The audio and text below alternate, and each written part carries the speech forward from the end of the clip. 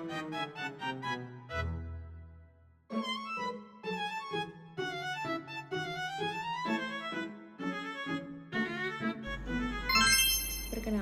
nama saya Tristia Gakria Sumantri dengan NIM akhir 0030.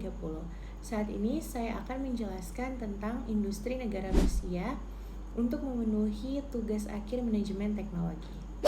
Baiklah, saat ini kita akan masuk pada topik-topik pembahasan industri negara Rusia. Yang pertama ada pengertian dari negara Rusia, yang kedua fokus teknologi negara, yang ketiga perusahaan teknologi utama, yang keempat strategi pemerintah atau regulasi, yang kelima kekuatan dan keberhasilan, yang keenam tantangan dan hambatan, yang ketujuh apa yang bisa dipelajari Indonesia dari negara Rusia. Baik, kita akan masuk pada topik yang pertama, yaitu pengertian dari negara Rusia. Rusia adalah negara terbesar di dunia yang terletak di kawasan Eurasia, membentang dari Eropa Timur hingga Asia Utara. Sebagai negara dengan kekayaan sumber daya alam yang sangat besar, Rusia memiliki peran penting dalam geopolitik global. Negara ini menganut sistem pemerintahan federasi dengan kekuatan politik yang kuat di tangan pemerintah pusat.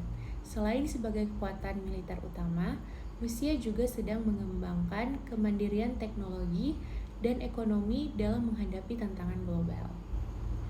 Selanjutnya, topik pembahasan yang kedua tentang fokus teknologi negara Rusia. Yang pertama ada kecerdasan buatan yaitu AI. AI digunakan untuk pengawasan, pengenalan wajah, serta aplikasi militer dan keamanan nasional, termasuk sistem tempur otomatis. Yang kedua, ada teknologi pertahanan dan militer. Rusia terus mengembangkan sistem senjata canggih seperti rudal hypersonic, drone otonom, dan teknologi peperangan elektronik untuk mempertahankan keunggulan militernya. Yang ketiga ada cyber security and cyber warfare, menjadi kekuatan utama dalam pertahanan dan serangan cyber dengan kemampuan yang diakui secara global dalam espionage digital dan perlindungan infrastruktur. Yang keempat ada teknologi antariksa. Melalui Roskosmos, Rusia tetap aktif dalam peluncuran satelit dan kerjasama internasional serta pengembangan teknologi luar angkasa, meski mereka menghadapi keterbatasan dana dan sanksi. Yang kelima ada energi nuklir dan teknologi energi.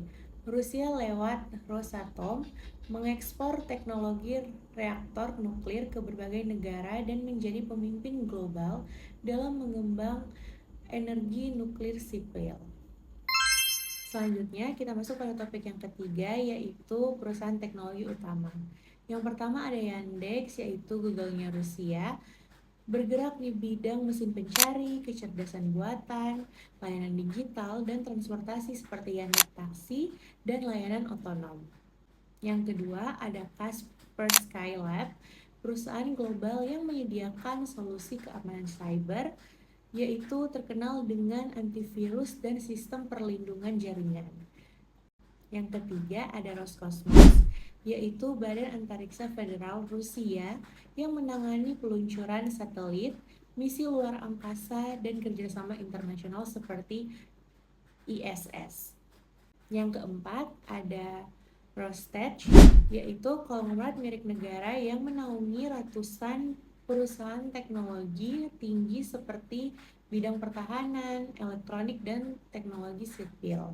Yang kelima ada Rosatom, pemimpin dunia dalam energi nuklir sipil, mengembangkan reaktor dan teknologi tenaga nuklir yang besar ke banyak negara. Selanjutnya kita masuk pada topik yang keempat, yaitu strategi pemerintah atau regulasi. Yang pertama ada prioritas teknologi nasional. Pemerintah menetapkan sektor-sektor yang dianggap vital seperti energi nuklir, militer, dan ruang angkasa, serta teknologi digital. Fokus ini tertuang dalam kebijakan nasional seperti NCI yang tujuannya menyiapkan Rusia menghadapi perubahan industri sampai pada tahun 2035. Yang kedua ada subsidi investasi negara. Lewat perusahaan milik negara seperti Rosatom dan Rostec, Rusia memberikan pendanaan besar untuk riset dan pengembangan R&D. Jadi negara bukan cuma sekedar ngatur, tapi juga langsung terlibat dalam pembiayaan inovasi. Yang ketiga ada kontrol terhadap teknologi asing. Ada kecenderungan Rusia ingin mandiri secara teknologi. Mereka memperketat regulasi terhadap impor teknologi asing dan mendorong penggunaan produk dalam negeri, termasuk software dan perangkat kelas. Yang keempat, ada kemitraan strategi dan aliansi timur.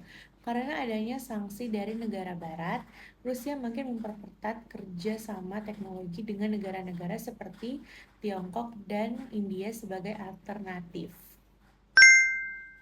Selanjutnya, topik yang kelima ada kekuatan dan keberhasilan. Yang pertama ada kemandirian teknologi, terutama di bidang pertahanan, AI, dan energi. Yang kedua, sumber daya unggul. Banyak ilmuwan, insinyur, dan programmer Rusia sangat kompeten secara teknis. Yang ketiga ada keberhasilan di bidang keamanan cyber. Rusia dianggap sebagai salah satu negara dengan kekuatan cyber yang paling canggih di dunia. Yang keempat ada eksplorasi dari ruang angkasa. Terus memainkan peran strategis meskipun kompetisi global meningkat. Selanjutnya masuk pada topik yang keenam yaitu tantangan dan hambatan. Yang pertama ada sanksi dan ekonomi. Selanjutnya masuk pada topik yang keenam yaitu tantangan dan hambatan. Yang pertama ada sanksi ekonomi dan teknologi dari barat. Yang kedua ada ketergantungan pada sumber daya alam. Yang ketiga keterbatasan dalam inovasi startup. Yang keempat ada brain drain. Yang kelima birokrasi dan regulasi yang tidak ramah bisnis. Selanjutnya yang keenam minimnya investasi asing langsung atau FDI. Yang terakhir ada keterbatasan riset dan pengembangan R&D. Sekian penjelasan saya tentang industri negara Rusia. Terima kasih.